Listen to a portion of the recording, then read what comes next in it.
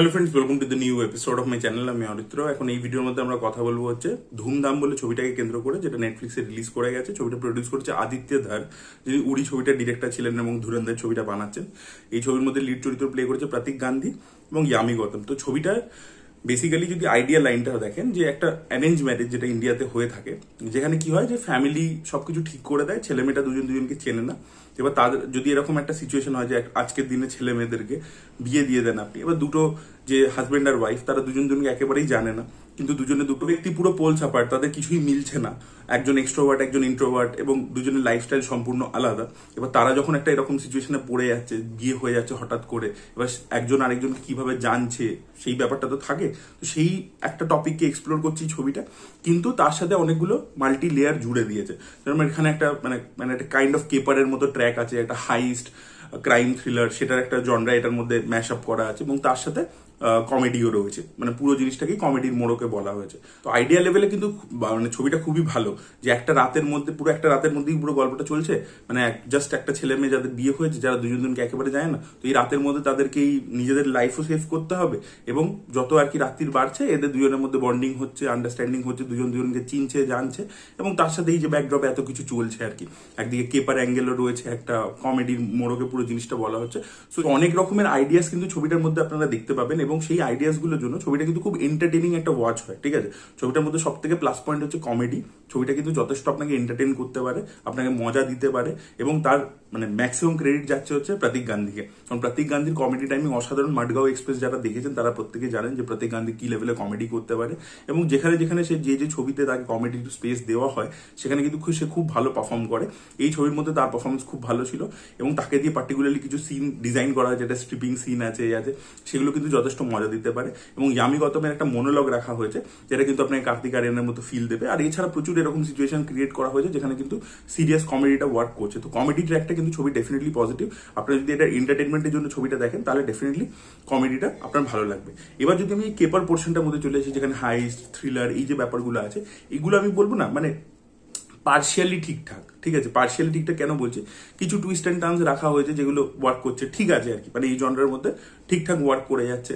কিন্তু ছবিটা কখনোই আপনাকে ওই আর্জেন্সিটা ফিল করাতে পারে না, যে এটা যে পালাচ্ছে একটা রাতের গল্প, এই যে টাইমের ব্যাপারটা, এইটা কখনো ফিল করাতে পারছে না। বা যে চ্যালেঞ্জেস গুলো ওরা পড়ছে, সেগুলো থেকে বেঁচে যে বেরোবে, সেগুলোকে কিন্তু সেখানে আরো একটু টেনশন ইত্যাদি বিল্ড করাতে মানে পারতো আর কি। তাহলে জিনিসটা দেখতে ভালো লাগতো। কারণ একটা টাইমের পরে কি হচ্ছে, প্রথমবার ধরুন আপনি জিনিসটাকে হিউম্যানের মাধ্যমে বার করে দিলেন, দ্বিতীয়বার হিউম্যানের মাধ্যমে বার করে দিলেন, কিন্তু আপনি একটা রাতে এই মানে হাজব্যান্ড ওয়াইফটাকে মাল্টিপল এরকম সিচুয়েশনে ফেলছেন, মানে দুটো কেন তার থেকে অনেক অনেক বেশি, মানে 4-5 বার 6-7 বার। এবার তখন কি হচ্ছে, যখন প্রতিবারই আপনি কমেডির মধ্যে দিয়ে বার করবার চেষ্টা করছেন, এটা তখন রিপিটেটিভ হয়ে যাচ্ছে। মানে প্রতিবার আপনি একটা সিচুয়েশনে ফেলছেন দুটো ক্যারেক্টারকে, আপনি তাদেরকে আরামসে বাঁচিয়ে নিয়ে চলে আসছে। তখন আমি দর্শক হিসেবে আমার রিপিটেটিভ লাগছে দেখতে। সেখানে যদি সত্যিকারে কোনো একটা সিচুয়েশন যদি ধরুন দুটো কমেডির মাধ্যমে পুল অফ করছেন, তৃতীয়টা যদি সিরিয়াস হয়ে যায়, তখন আমার দেখতেও ইন্টারেস্টিং লাগবে। তো সেইখানে আর কি আমি বলবো যে টেনশন বা যে পোর্শনস গুলো আছে, ওগুলোকে আরেকটু বেটার করে এক্সিকিউট করলে, ওটা পার্শিয়ালি ঠিক আছে, বাট পার্শিয়ালি আরো একটু বেটার করা যেতে পারতো। কিছুটা লেভেল অব্দি ওয়ার্ক করে, কিছুটা। তৃতীয় যদি আমরা অ্যাঙ্গেলটাতে চলে আসি, যে এই দুটো হাজব্যান্ড ওয়াইফের মধ্যে আন্ডারস্ট্যান্ডিং যেগুলো হচ্ছে, দেখুন ইয়ামি আর প্রতীক গান্ধী দুজনে ভালো অভিনেতা অভিনেত্রী, তাদের মধ্যে কেমিস্ট্রিটা ওয়ার্ক করে গেছে। কিছু জায়গায় ইমোশনস গুলো আমরা ফিল করতে পারি, সেগুলো খুবই অল্প বিস্তর জায়গাতেই রাখা হয়েছে, কিন্তু সেগুলো কয়েকটা জায়গায় ডায়লগ, যেরকম একটা জায়গায় প্রতীক গান্ধী বলছে যে মানে বিয়েটা কি, আসলে এটা একটা নিয়ম, আমি আপনার রিবাউন্ড হতে চাই না, এই যে ডায়লগস গুলো রয়েছে, সেই জায়গাগুলোতে ইমোশন গুলো ফিল করা যায়। কিন্তু এখানে যে বক্তব্যটা ডিরেক্টর রাখার চেষ্টা করছেন, এই জনরাটার মাধ্যমে যে বক্তব্যটা রাখছে, ফিমেল যে পোর্ট্রেয়াল, ঠিক আছে, যেখানে একটা জ্ঞান দিচ্ছে, এই জ্ঞানগুলো কেন দিতে যায়? প্রথম কথা, যে জ্ঞানের যে বেসিসটা, যে একটা এম্পাওয়ারিং মুভমেন্ট মানে তার যে এই ডেফিনেশন হবে, এইগুলো যে বলিউড সিনেমা দেখায়, এটা খুব ভুল একটা রং ডেপিকশন আর কি। যে আজকের মডার্ন মহিলা মানে এরকম এরকম হবে, তাহলেই সে এম্পাওয়ারিং, তাহলে নিজের বক্তব্য সে রাখতে পারছে। এবং এই যে মনোলগটা, যেটা দেখতে ইন্টারেস্টিং লাগছিল, কিন্তু তার বক্তব্যটা যদি আপনার ভালো করে শুনে দেখেন, সেটা কিন্তু খুবই প্রবলেম্যাটিক আর কি। তো সেই যে মেসেজিং গুলো, ছবিটা মাঝে মাঝে এরকম দাঁড়িয়ে দাঁড়িয়ে যে মেসেজগুলো দেওয়ার চেষ্টা করছে, সেই মেসেজিং গুলো কিন্তু অ্যাকচুয়ালি ফোর্স ফিট, এবং ছবিটাকে কোথাও গিয়ে ট্যাম্পার করছে, টোনাল ইনকনসিস্টেন্সিতে ভোগাচ্ছে। এবং আরো একটা প্রবলেম হচ্ছে যে মেসেজটা যেটা দেওয়ার ওভারঅল চেষ্টা করেছে, সেটা ইটসেলফ প্রবলেমেটিক। যে দুজন দুজনকে চিনছে, মানে কি এমন চিনলো বা কি এমন বুঝতে পারলো, সেটার জন্য আরো কিছু আমার মনে হয় ভালো জেনুইন ইমোশনাল মোমেন্ট দরকার ছিল, যেগুলো কিন্তু খুব একটা বেশি নেই, মানে ডেপথে গিয়ে আর কি নেই।